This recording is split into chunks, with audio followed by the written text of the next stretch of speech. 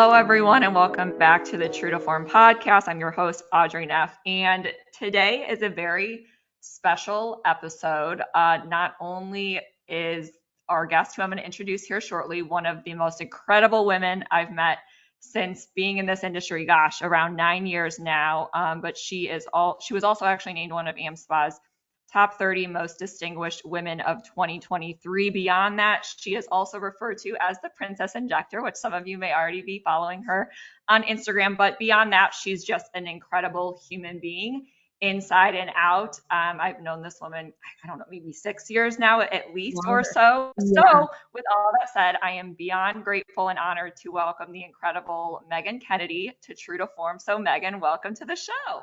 Thank you so much for having me. I am so excited to be doing this with you. Thank you. Thank you. You're amazing. And thank you for that introduction.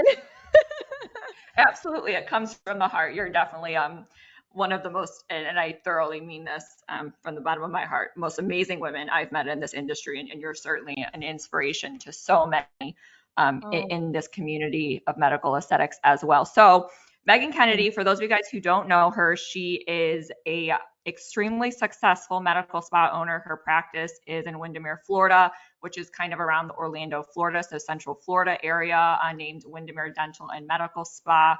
She we're going to talk about a lot of exciting things, but beyond that, she's also a mom, a wife. I think you have 3 beautiful children now. So she is literally a jack of all trades. She's a superhuman of a woman is probably what I would call it. We'll talk about balance maybe at some point in this episode, because you certainly do amaze me.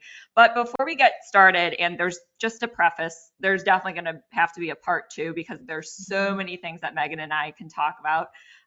But before we jump in, Maegen, for those of our guests and listeners who don't know you already, or for those who do, I just love to kind of get a little bit of background and kind of just, you want to walk us through your journey, kind of your background and how you landed in aesthetics. I think we'll start from there, and then we'll kind of go into the inner workings of how you've really built the incredibly successful practice you have today.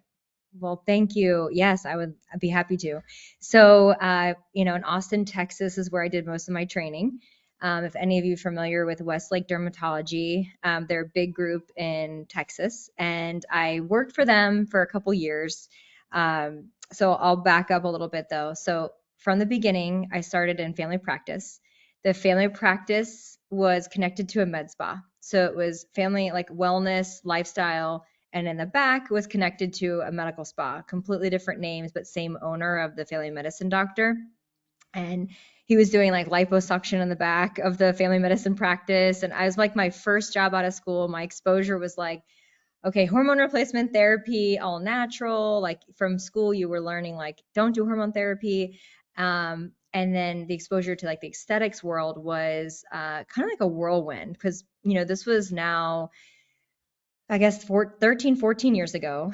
And in the aesthetic world, we didn't even, it was just like, you fill the nasolabial fold, you fill their lips, and they're happy, and you do IPLs. And I think, seeing that, and Botox, of course, and Juvederm in the lips, and Radius was around, and just kind of like brushing the surface in the aesthetic world. In the beginning, estheticians in Texas were injecting. I'm not sure if they still are, but it was a very new industry, if you will. And it kind of scared me a lot because we never talked about really anatomy. We never talked about like the facial structures and like any of that. So upon leaving there, I went into medical dermatology. And in medical dermatology, I quickly realized that I enjoyed the cosmetic part of the dermatology versus the medical part of dermatology. When I'd have a rash on my schedule, I would be like, oh, it's a bummer. When I have, the Botox on my schedule, I'd be like, yay. And this interesting, patients identified to me, like they would tell me like, why are you doing this other stuff? We can tell your passion. We can feel your passion. You should just do aesthetics. So my husband and I were in Austin, and we were working an hour from each other. So I was North Austin, he was South Austin. And he would send me patients for TMJ. So for, Botox essentially, and the masseters for bruxism. And they'd come see me, get the treatments, and they'd go back to see him, and they would rave about, how the experience was. And then I would send my patients to him. I'd say, you have to go. I know it's far and I know he's my husband, but he's like the best dentist. You have to go see him. And they would come back and report back to me, your husband's amazing. You guys are amazing. So out of this was born like, well, why don't we just do this together? Why are we apart? Why are we not just under one roof? And we went out to try to find a landlord that would approve of this, and doors were like shut in our face. Like, no, this doesn't exist. This can't exist. It won't happen. It's not going to be successful. The concept didn't even, it was just too risky for these landlords and banks. So dentists get 100% financing versus, a PA or NP has to, back in the day, especially really struggled to get financing. And even to this day still, because of 2007 when all the med spas crashed and the banks were really freaked out. So we had to hide me. So in the beginning, we just acted like it was a dental office. And so, we literally it was kind of like just a secret, if you will, that I was really going to be coming into the same space. So we had to utilize our resources, build it under the guise of dental. And then we have two separate businesses. So from the front, it looks like one, but we are two separate businesses. And so that's really, honestly, when I first went to my husband and I said, we're going to do this together, all of his dental buddies said no. And I said, well, then I'm not doing it. Forget it. And he's like, well, I can't have you not do it. So we're going to do it together. And, honestly, that's where this started, was actually TMJ Botox. Wow. It's crazy. And we moved back home to Florida after we had our daughter, and we said, wherever you put a practice, you're putting roots in. And I didn't really want to put roots in Texas. And back, winding to the Westlake dermatology part of it. If you've ever been to one of their locations, they are like they consider themselves like the Taj Mahal. You walk in, you feel like, where am I? This is grand. This feels like the Rolex of med spas. Mm-hmm. So when I worked in that setting, I said to myself, if I'm ever to do this, this is how I want to do it. I want to be the higher echelon, the top, the cutting edge, the, basically like where people want to go and they can have reliable, consistent, and great quality service. And it's consistent every time, see similar faces, create a brand that can withstand time. And so to me, that was my inspiration, was actually Westlake Dermatology. So I built a very mini version of it. If you've ever seen, they have 3 stories, I feel like there's 50,000 square feet in one of their locations. It's pretty phenomenal what they've done. And kind of full circle, I'm actually in touch with the architect that built their buildings. And I just think it's kind of unique and cool to have something kind of come to life in my own life. If that makes any sense. It does. And I didn't even know this. I knew part of your background, but I didn't know some of these things. So I'm thank you for the detail. First of all, I didn't know that it all came from just you doing TMJ Botox for some of, and for those of you guys who don't know, Megan's husband, Jordan, is also an amazing human being. So he was my dentist for a very long time, as well as Megan. Actually, I never even brought this up, but she was and has been my initial aesthetic provider since I first ever got Botox in my entire life. That's funny that it all started with TMG Botox. So how were you able, because you said it was kind of a secret at first. So I'm just curious now, how were you able to kind of crawl out of that and actually build out the med spa? That's a great, it's difficult when you go around to landlords and they say, okay, what's the usage? And you have your business plan. And then you realize that if you bring in med spa world, they immediately just say no. So we backed it out of all the plans. We backed it out of all the applications for everything, for, bank loans, for landlords. So then we were able to secure this one location. And over the course of time, the dental was just the main leasee, was the master lease. And when I went to get an SBA loan, the SBA is like, well, you need a lease in order for this to happen. And so I had to go and kind of it's really great. I became friends with my landlord, really good friends to this day. And now he's dating my best friend. So anyways, wow. Matchmaker too. Matchmaker as well. Who would have known, back in the day? And we talk about this actually to this day, like who would have known? And I actually told him I'm really grateful for him because he was able to, hear me out, hear the med spa part of it, and accept a sublease agreement that he was able to be a part of. And so it was only in reverse that he was like, okay, I'm cool with this. But we'd already had signed a lease at this point. So yeah, I mean, that was honestly like he took a chance on the two businesses being together and it worked out. Wow. So and that's actually funny too. So, and obviously we could probably spend like 2 hours just talking about this whole journey. I want to Yes. fast forward just a little bit, just because I want to get into, all these incredible things that you've implemented in your practice today. So, remind me, what year was when you first opened? So 2017. Okay. So it's been, let's say, gosh, it's 7. 2024. So 7 years, which is insane. So let's fast forward a little bit Okay. through this journey in time. So now, because there's just so many things I want to go into, but so now fast forward 7 years, talk about where your business is at a high level in terms of like how many team members you have, injectors. I know that you guys are growing on that side, and we'll definitely dive into that.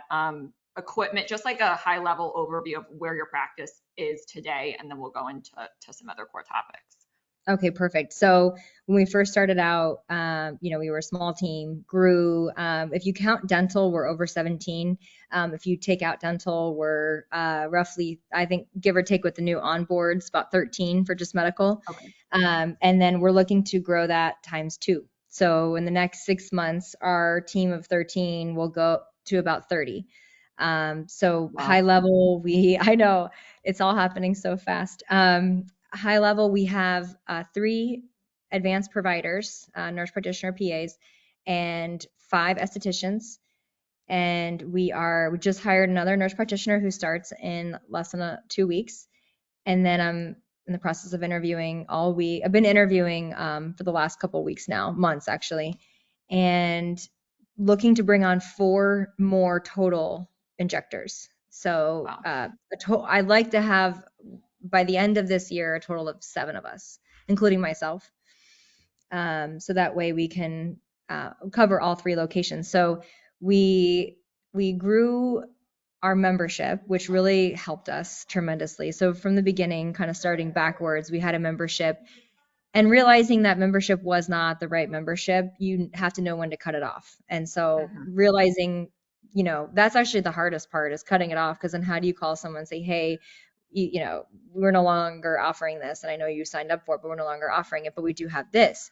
But watching like how it was being really utilized in the practice, and how I did realize like I could do more for people and they could kind of do more in the practice, and it doesn't have to just be Botox. It doesn't just have to be X, Y, or Z.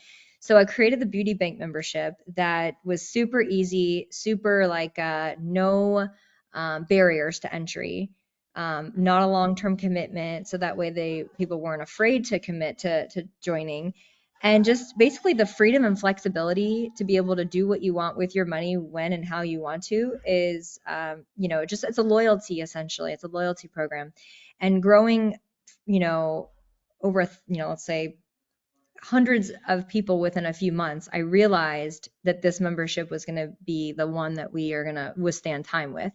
But I went through 2 other memberships before I landed on this one. And our goal in the next few months is we're going to hit 1,000 members. Wow. So yeah, it is, it's just a no-brainer for people when they come in. We have a thing where if we have 5 new patients that day, pretty much all 5 of them join. So we are growing fast, and the new locations will hopefully as well will just be kind of all one connected membership, so you can go to any of the locations. High level with the lasers. So for lasers, I was always very cautious in purchasing. When I first opened, I didn't have a laser. Everyone said, you got to buy these lasers. And, it's funny, at the Vegas conference, right before I opened, I don't even know his name, but if you know who you are, thank you. It was Walked. Dr. Okoro, wasn't it? Was it? Were With the you bow there? tie? No, I Yes. just remember you telling me this story. It was Dr. Stanley Okoro, aka the bow Oh tie my doctor. gosh. Okay, so you know what I'm talking about. He walked past me and he said, "You don't need to buy a laser." And I was like, "What?" And it was like, "I don't." And like the idea of like you have to do this or this or this to be successful was like in your head, and Yeah. it's true, like you don't. And I learned what my patients were asking for. I saw their skin. I was like, "Oh, I need these kinds of lasers." So then you also get approached by these laser companies that, it's a one size fits all, or Mhm. it's a jack of all trades. And I learned that, results matter. I read Stephen and Diane's book, and he's a friend of mine, and I shadowed him, and wonderful human. And his book was very eye opening. Like his practice almost failed in the first couple of months because he had a bad laser. And so having the wrong device can really impact your entire success and cause so many unwanted headaches. And so in doing that, I added one, saw how that did, added another. And so now we're at, I think, 1.7 million in lasers. We have Wow. 16 devices, and we just want only the best of the best devices. And I think that just goes with our brand is, whatever the best devices out there, and the safest is what we bring on. So, and the way we bring it on is really important too. We hype it up, we get excited, we do a promotion, we pretty much have the laser paid off within the first couple days, because who wants the burden of a couple $100,000 device when we are Mhm. able to bring something in? We do it very like thoughtfully. Yeah. And now I'm going to work backwards a little bit with my Okay. note taking because you hit on so many different things I want to go a little bit more in detail on. So while it's top of mind, let's do lasers and work our way backwards. So on the lasers front, okay, so you mentioned you have $1.7 million in laser equipment investments today, Mhm. 16 devices. Was that, Mhm. did I bring Yeah. that correctly? Yeah. Okay, perfect. Mhm. And have, because I know, mo and you can correct me, most of your devices you've bought in cash or have you financed some of them? So everything there was only one device that was purchased on loan, which is paid off now, was the Mhm. Cyton. Because that it was a heavy hitter, it's a Yeah, little over $250,000, that one. yeah. Um, and that one is the only one I had on loan, but everything is all paid, everything's paid off. But that one took me a minute because it was one of my first Okay. ones. But Yeah, everything definitely. now moving forward is all cash. Yeah. Yes.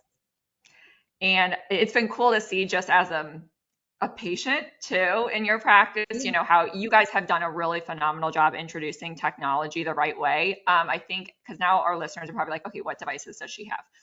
So talk a little bit about your how you did due diligence in selecting the right pieces of capital equipment, and then how you started.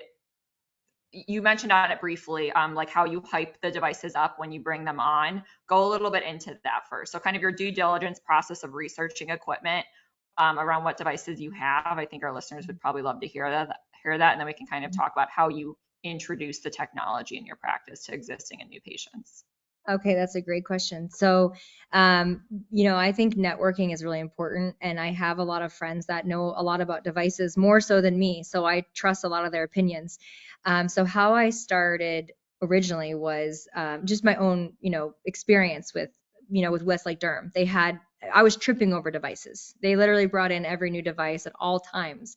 And I watched some of these just sit there though and realize, oh gosh, you really have to be careful. But for a practice like that, it was not a big deal to do that. And just they were always like constantly new and what's next and bringing in stuff. So I had a lot of hands-on experience with a lot of different devices myself, saw which ones I definitely wanted to have in my practice.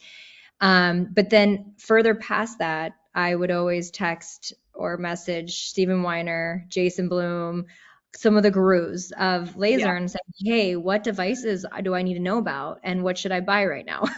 Basically. And to be honest, Stephen Weiner is probably the driving force for 90% of the devices I have in my office. And just being honest, Wow. you know, I I trust him. We practice a lot alike.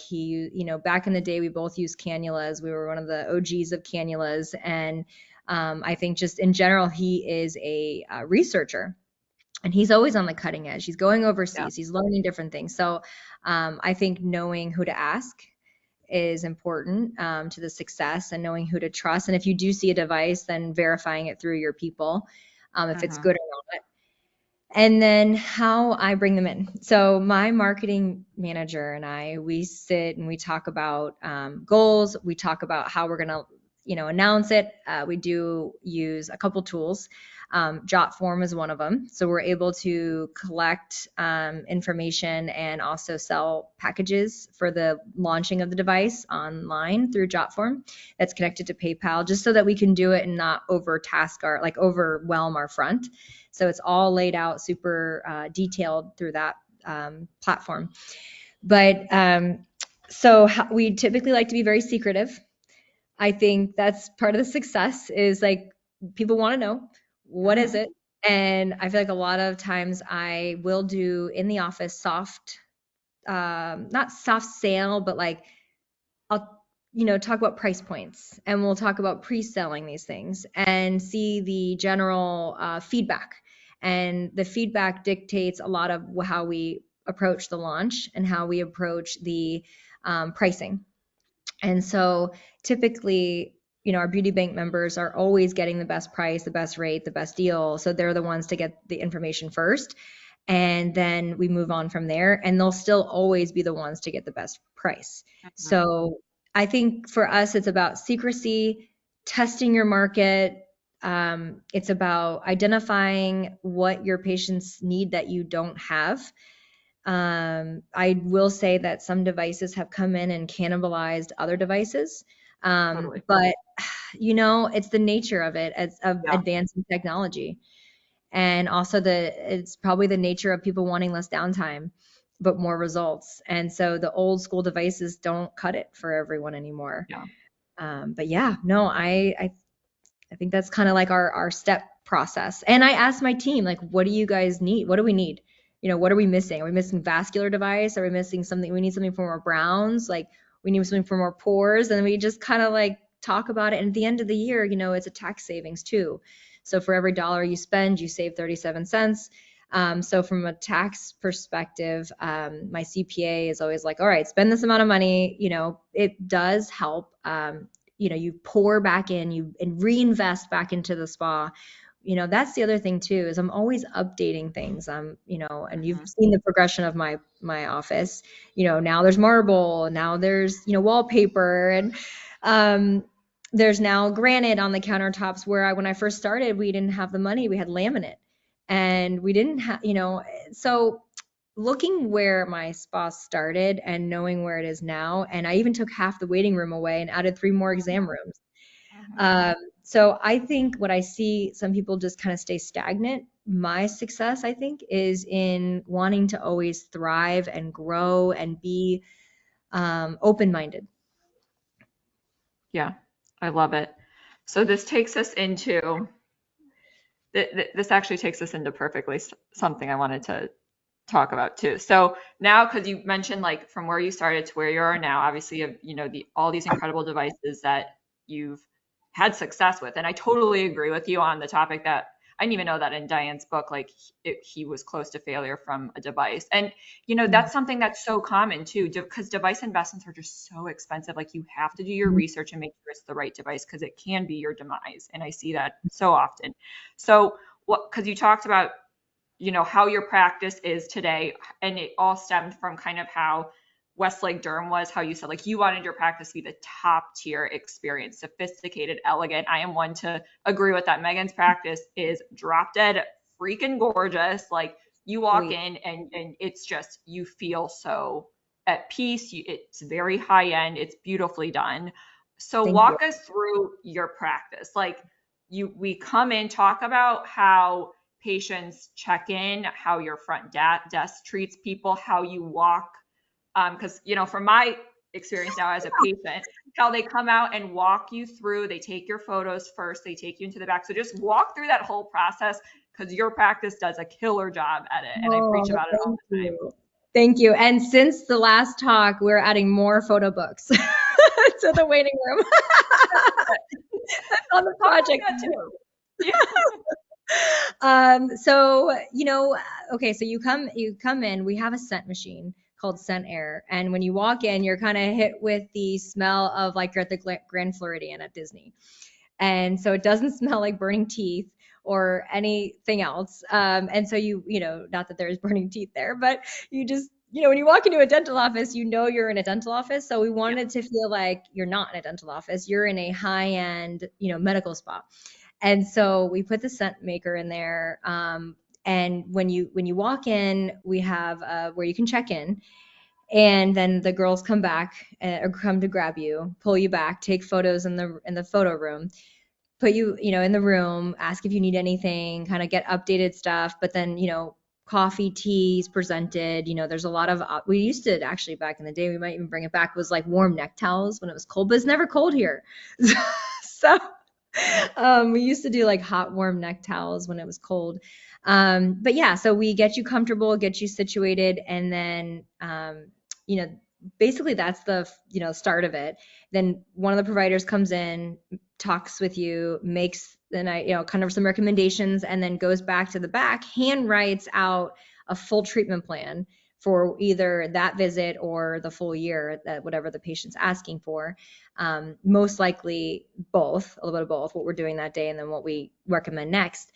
And then a treatment coordinator will come in and present the full treatment, talk about the plan, talk about the membership, talk about all of those kind of next step items. And then same day treatment is where we like to do that for the patients. A lot of times they come from far, they took work off. So same day treatment I think is vital, but you have to have enough rooms in order to do same day treatment, because you have to be able to you're kind of like a server in a way. You're serving all these different rooms, and kind of my ER history really helps. You check in, you go here, and then you go here, and my server history too, because when you have something overcooked, you have to go tend to that, and so patients waiting too long is never good. But then there's a numbing element to it.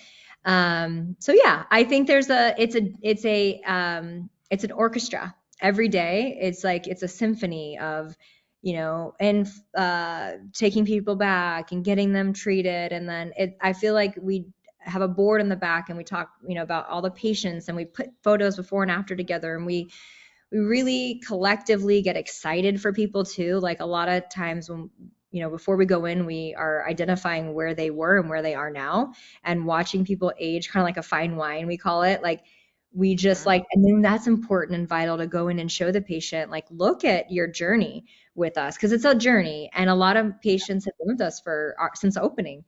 And we're like, you should have aged 7 years and you look better.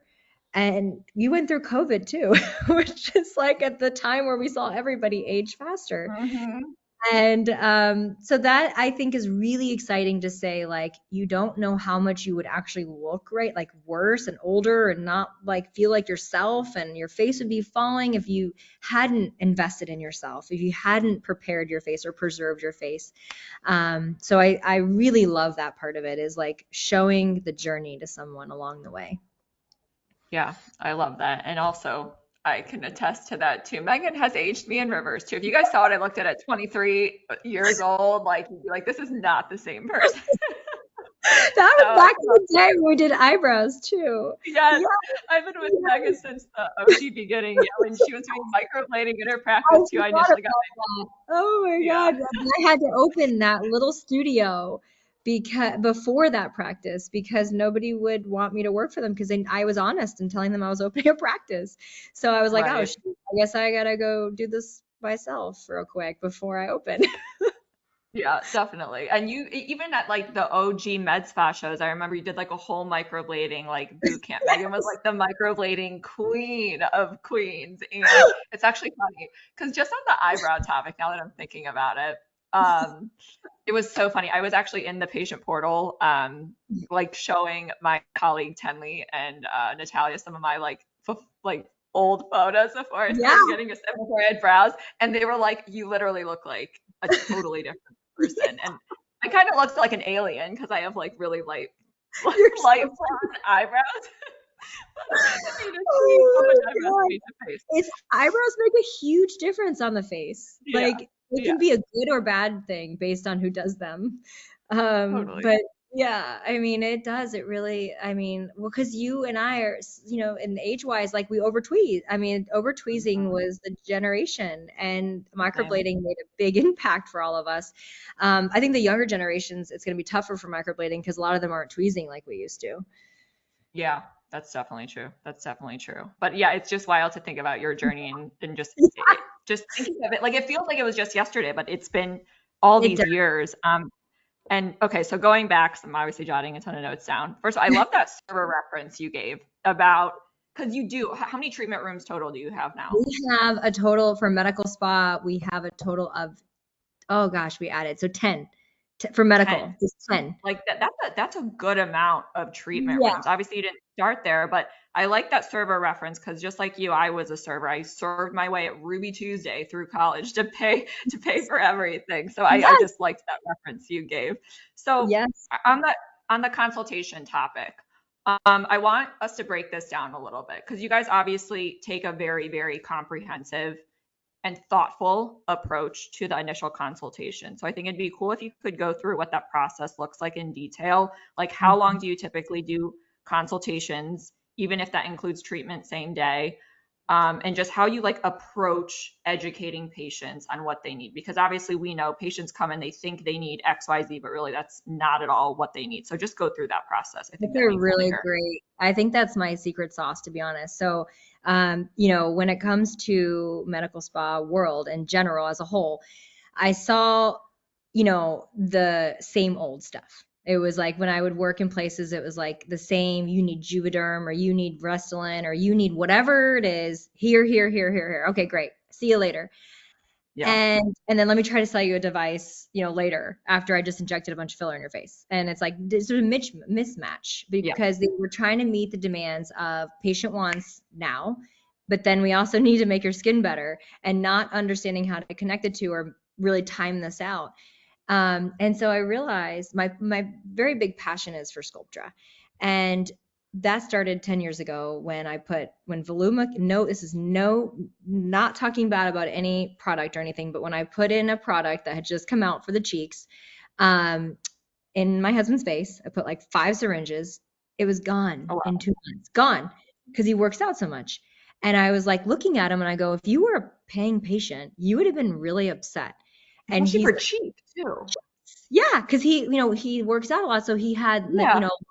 a facial fat loss, Yep. and I looking at him, and that was like one area that a lot of bodybuilders don't like look at because their body looks good, but then they don't realize that their face Mm. with the fat pad loss makes them look older, and then realizing. Oh my gosh, okay, so I can't just keep shoving syringes into your face because you're just going to keep burning through them. It doesn't make any sense. I have to find an answer for something else.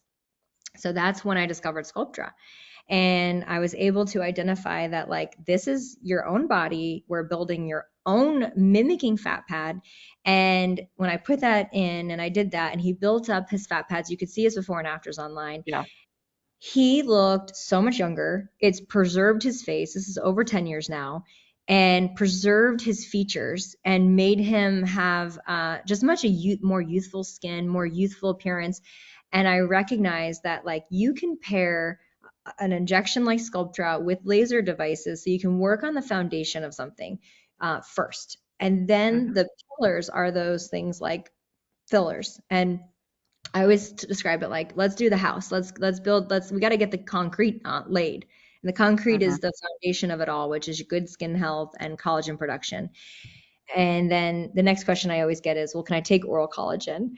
Because is that going to matter? And I just think the jury's out. It's kind of like probiotics. I think in time we'll know, but it doesn't have a specific target where you're like Yeah. build collagen like right Right. here. And so when we approach the patient, we talk about collagen production first, as long as they're under the age of 65 to 70, because we do have to address that part, is that someone past a certain age does not build collagen. It doesn't even matter if you did 20 vials in one cheek. It's like not going to change because the body's fibroblast activity and will stop functioning to the level that we want it to build collagen. So the truth is, a lot of us, mainly women that we see, I do see men, but the primary bulk of our population in our office is women. And Mhm. there is a time for us that we age really fast during menopause, during childbearing times, and also from weight loss. And so I think those time periods are really vital to say, hey, I know you want an immediate fix, but really, I'd be doing you a disservice. Your collagen boat is leaving the station. And Yeah. so, a quick fix is going to just actually waste your time.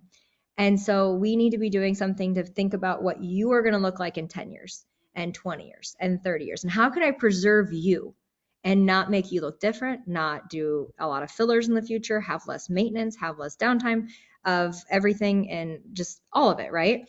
So that's how we start. We start with collagen, we start with skin health, and then we move into, like, as the treatment plan progresses, we move into painting of the walls if we're talking about it as a house. You can't, and some people come in, they're like, I just want, my lips done. I'm like, well, if you needed the whole house repainted and you just painted the door, it'd be very obvious that something was done.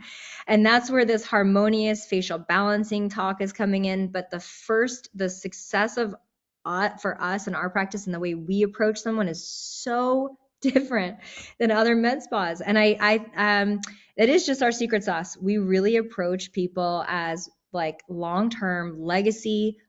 What are you going to look like in 10 to 15, 20 years? And how can I help you look younger, longer? Yeah, I love that. And building on that, like, because obviously, you offer it's a comprehensive approach for sure. And, you charge more than probably some other practices because you can. And all your patients who like, we're okay paying more than going somewhere else because we know the care and the expertise and the results that we're going to get. So on that topic now, because I feel like in this industry, because aesthetics is becoming more commoditized, a lot of med spas, and I know you see this too, are like, they're offering Botox for this price per unit and Restylane for this price per syringe. So therefore we need to offer it cheaper or come down to that price. So talk about in your practice, because you guys do charge more, and I give you guys all the credit in the world because you can do that. And it's brilliant. So talk about like your approach to like selling the value and the experiences over the cost, and like if you get pushback from patients sometimes, like what is your talk track around that? Oh, it's a great question. I have a lot of thoughts on that. I think so. Coming from Westlake Derm, and they were the most expensive of all practices, I saw the clientele that would come in, and then I working at like a different place where they would charge the less amount, and then I saw that clientele coming in, and I realized if you devalue yourself, no one's going to put a value on yourself but you, and what you value, what you bring to the table is how other people will see what you have.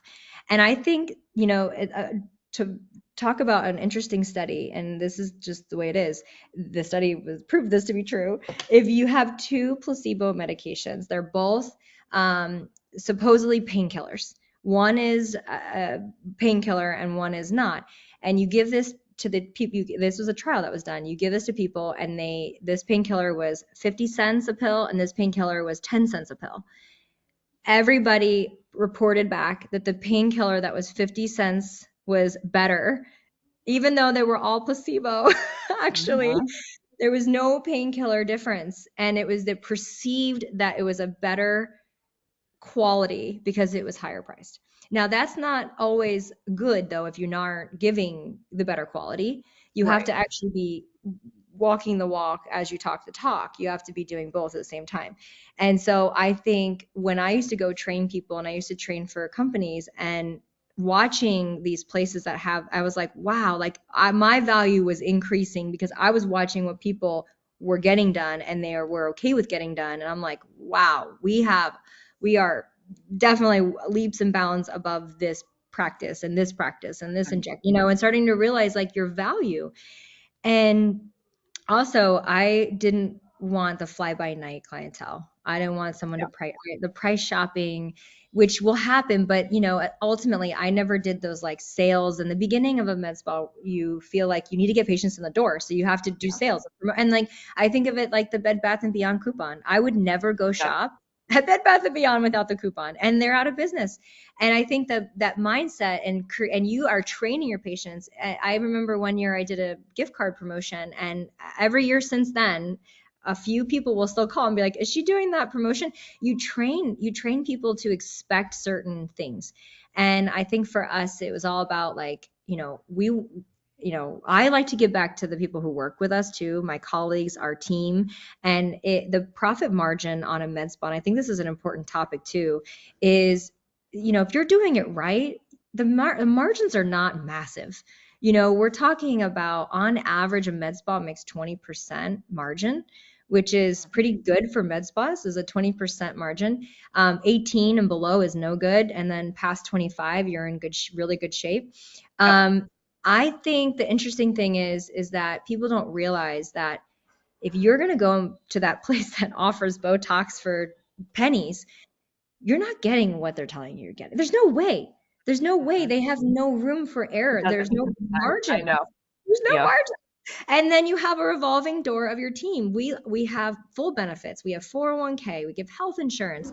We think of our team members as long term, and that also then helps the full picture of what we're doing, because it's like we don't have a new face every single time you walk in the door, because we have our team is happy. They're consistently happy. They're consistent with their work, and I think the only way I can give back to them is also making sure I charge those higher prices to have the good people in. You can't get good people in with not being able to pay for them, essentially.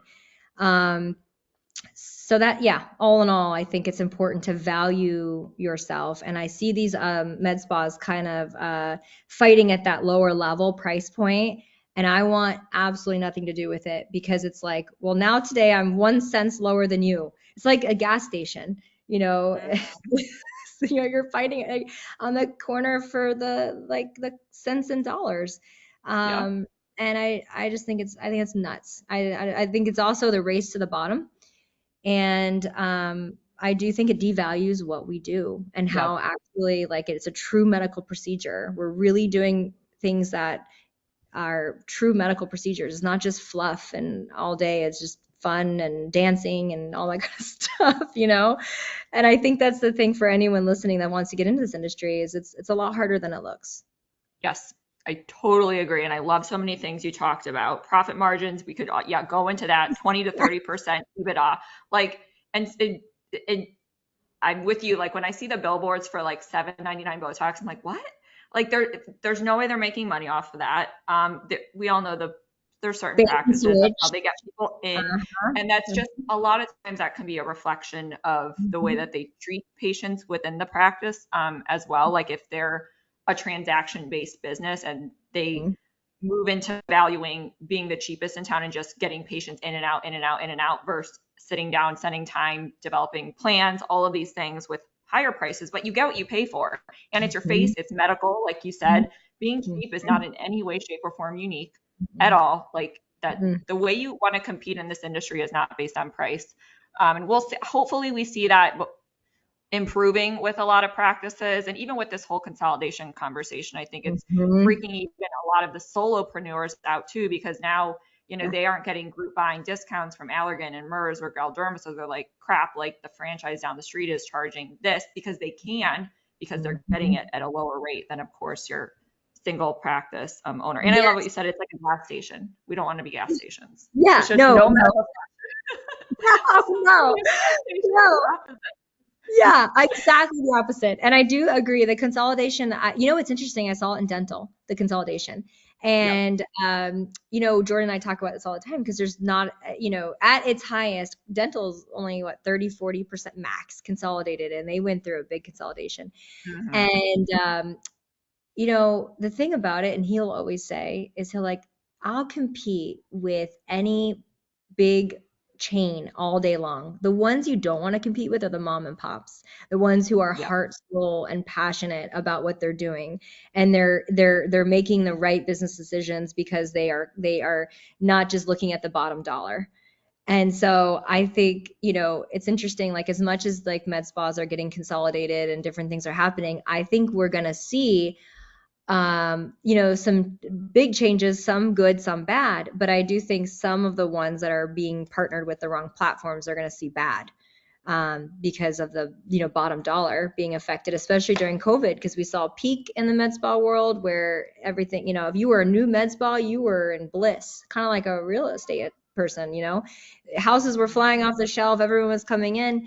And now that it's normalizing, I think a lot of those med spas that opened during that time, you're going to start to see a lot of last effort pushes and potentially try to consolidate those so that way they can continue doing business. Because I mean, there's spas closing left and right, to be honest, like in Florida. It's just my friend's down in South Florida. She's like 4 spas are closing. Like it's an interesting time. And I think in general, across the board, they say it's down over 20%, 30%. And that's just coming off the high of COVID. And I just think for us, it's like business as usual, because we didn't, first off, we built our house with brick, not straw. And that's just the biggest analogy I can give to people is I wasn't going to build a straw house. Yeah, I love that. And that's you're giving a lot of good things today. You built the house with brick, not straw. Like you're very good at analogies, Megan. Okay, that's part of the consultation is like analogies, to try to relate to what we're saying. And like, because back in the day, I used to be like, this ligament with this ligament will pull this tissue. And it's like, people are like, right. Just like what? Talk like that.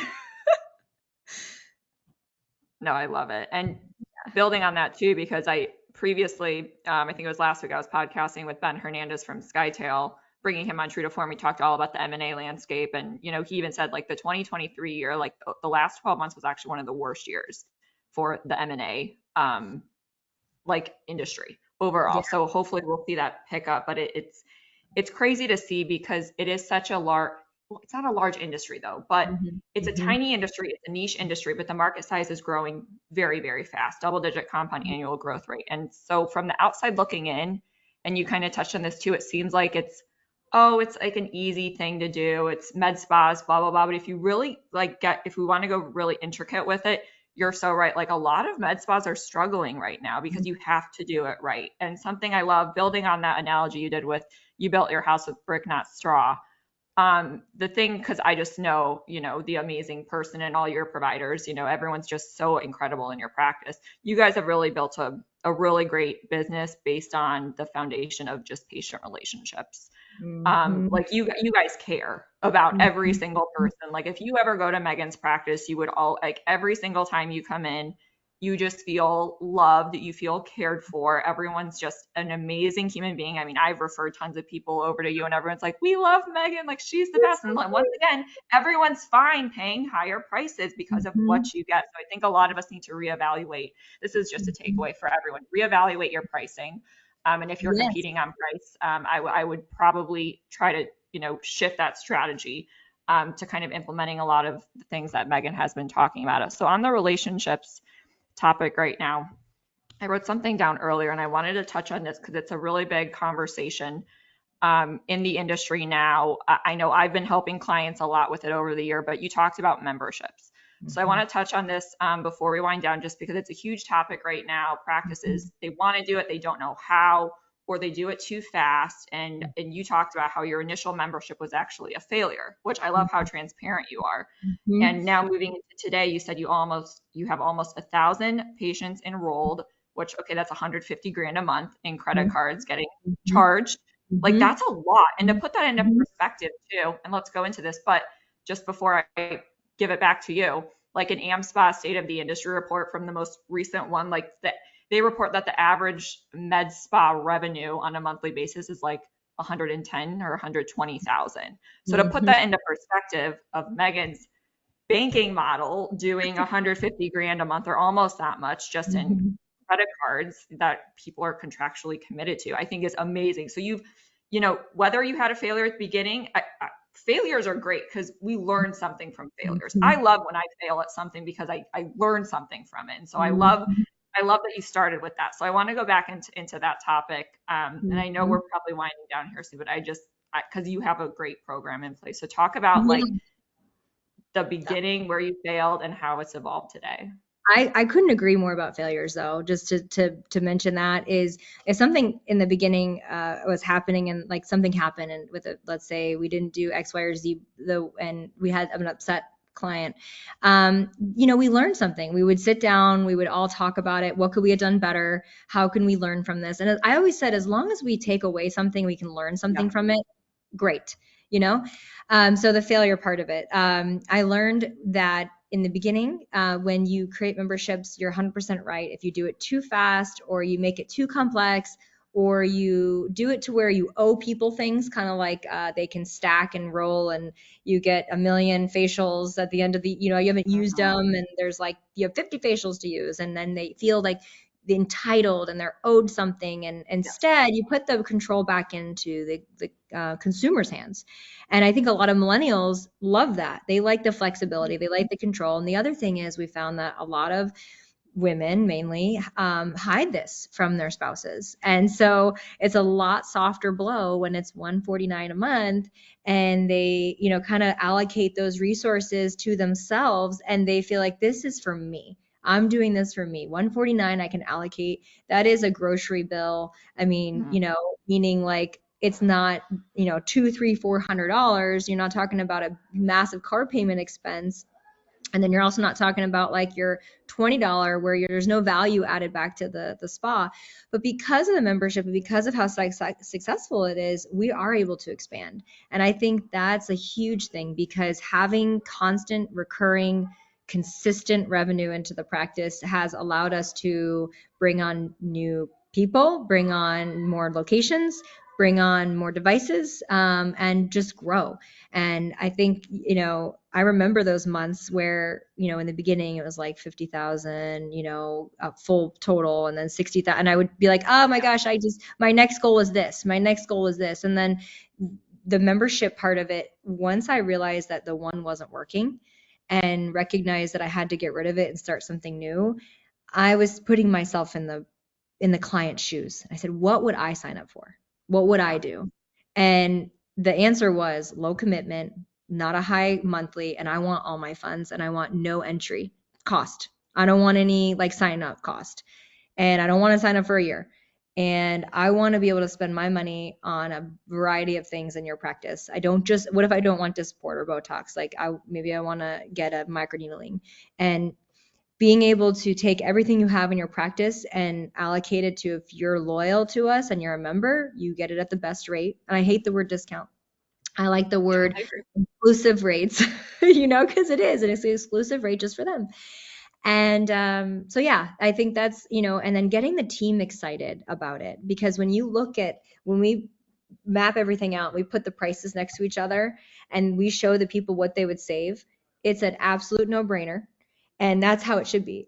In order to grow the membership, it should be easy to say within 2 minutes or 2 seconds, like a 10-second elevator pitch, and just make 100% sense to the person. Yeah, absolutely. And yeah, I mean, I agree with you, and you guys have had great success with it, and it's very well put together. Like the design is beautiful. You can see your retail pricing, your VIP pricing, or your beauty bank pricing. And yeah, just like you said, it's easy because it's a win-win for both sides too. Like for you guys from a revenue standpoint, of course, retention, loyalty, all these things, but from the patient perspective, like it's like you look at it and you're like, duh, like why would I not sign up for this? Just because it has so much value. And then it creates, as you kind of went into, buy-in for your customized long-term treatment plans as well. Like if they're going to commit to this, why would I not be a part of this VIP program, this beauty bank program? There's literally no loss. And your commitment's, it's 3 months, right? Like it's not That's 3 it. months. Yeah, that's literally it. Yeah. Super simple. Yep. I love it. And you said something that I want us to that we'll probably end with is, so the memberships, it's helped you, just the membership model that you've now created with the beauty banking, it's $149 a month. You mentioned it's helped you with so many things, hiring new staff members, bringing on new locations. So I want to go into this now because Maegen has been, so you've been in the one location for 7 years. You've done a great job, obviously, growing this insanely loyal patient base who loves you. You've done a great job of raising your prices, all of these things to now be in this point where now you're in like scale mode. So talk to us about what the next like 12 months, what your business goals are, the locations you guys have opening up. Go through that because I think it's just so exciting. Yeah, so it's a great, great topic, and it's very exciting for us because this year is going to be a year of growth. And, 7 years in, we perfected the model. It's our mothership, essentially. And we said, okay, we have all the systems in place. We have all the right people.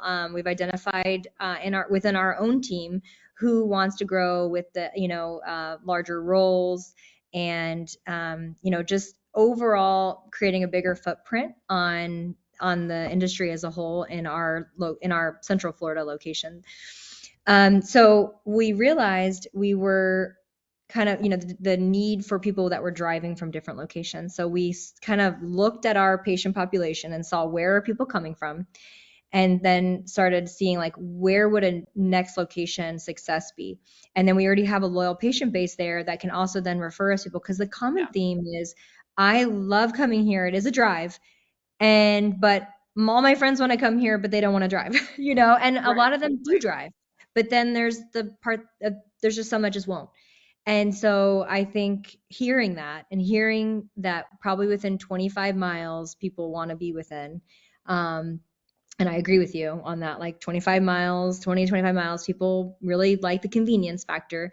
We said, let's do it. Let's open another location. And in the meanwhile, I found two instead of finding one. I found two locations. And I kind of said, just rip the Band-Aid off. If I'm going to go through construction, let me just go through it times two. And so, our nurse practitioners, both of them now drive from St. Cloud. So they're very excited about something that's closer. They drive over an hour each way. So something that's closer, they have in Lake Nona is going to be one of our locations, and Winter Park. And we're excited. I mean, opening 2 more locations, so we'll have a total of 3 by the end of summer this year. Wow. And I just think the growth is going to be exciting. I won't see any new patients. I'll just seeing my existing patients, and then just grow more injectors. And what's really the way that we're going to approach it is the Princess injectors all inject the same way. So it's a 6-month training program. They train with me. We do the exact same thing, the exact same signature services. And I think that's key to maintain quality amongst all the practices. And if we call ourselves the Blue Man Group, if you're going to her, you're getting the same service, same level of detail as if you were coming to me. And I essentially creating a brand where it's consistent. And I think that's also going to cause less sleepless nights for me. I always tell people I like to sleep good at night. And if I have people doing things that I don't know how they're doing it and it's not brand consistent, then we're going to lose that level of detail. And so for us, it's going to be about creating the next generation of Princess injectors and targeting that style. Yeah, I love that. And obviously when you're implementing that and that's what you've been doing and that you're continuing to do, it makes it a little, not that it's easy to scale at all. It's very challenging, but it makes that process maybe less of a crazy freaking mess. And then patients know what they're coming to you for. Like it's going to be consistent, the methodology of how you inject, how you dose people, the whole thing, which we'll definitely be doing a part 2 because there's a million, we got through like 1/10 of things, bullet points. And something was coming to mind. I know we're winding down here in the next minute or so, but because I didn't know this. So you said you were just initially going to open up 1 and then you're like, well, I might as well just open up 2. And it reminds me of this one episode of the Ed Milet show, Ed Milet's podcast. And there's this episode a couple months ago, and it was all around like, if you're going to go to 2x, you might as well go to 10x because it's actually easier to go to 10x if you're already doing 2x.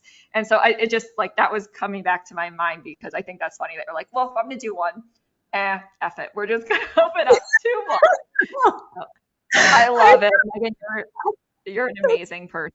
And you're a breath of fresh air. Everyone can hear your passion. And if you see Megan anywhere, she's one of those people you can just hug her. Like she's just an amazing human being. I think it's just been a pleasure. It's been a pleasure. We'll bring you back. Any last words? Any last words for our No, listeners? it's funny, the hugging part, because during COVID we couldn't do that. So it's nice to be able to hug people again.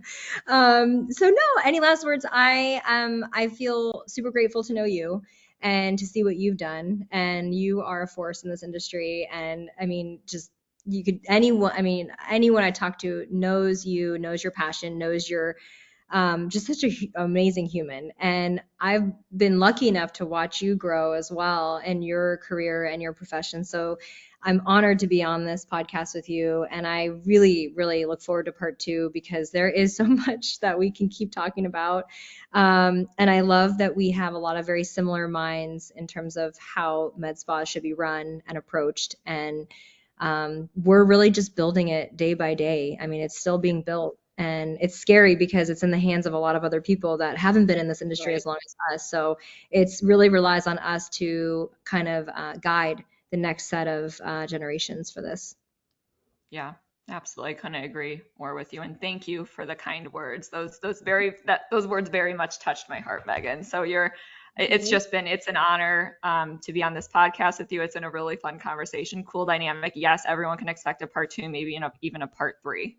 Yes, Megan she's really a wealth of knowledge, and she's just so easy to listen to. Like, you put things in a very simple, non-intimidating manner too. Like, anyone can do this in this industry. You're certainly, a entrepreneur that a lot of aspiring injectors should look up to, because you've done just a phenomenal job with everything in building your business. But yeah, as I already said, you're just a wonderful person just to listen to, and you can certainly hear your passion and things like that. So other than that, thank you, Megan, once again, times a million, for carving out the time. I know how crazy, crazy busy you are with family, with your beautiful children, your family, your businesses, training, hiring injectors, all of these things.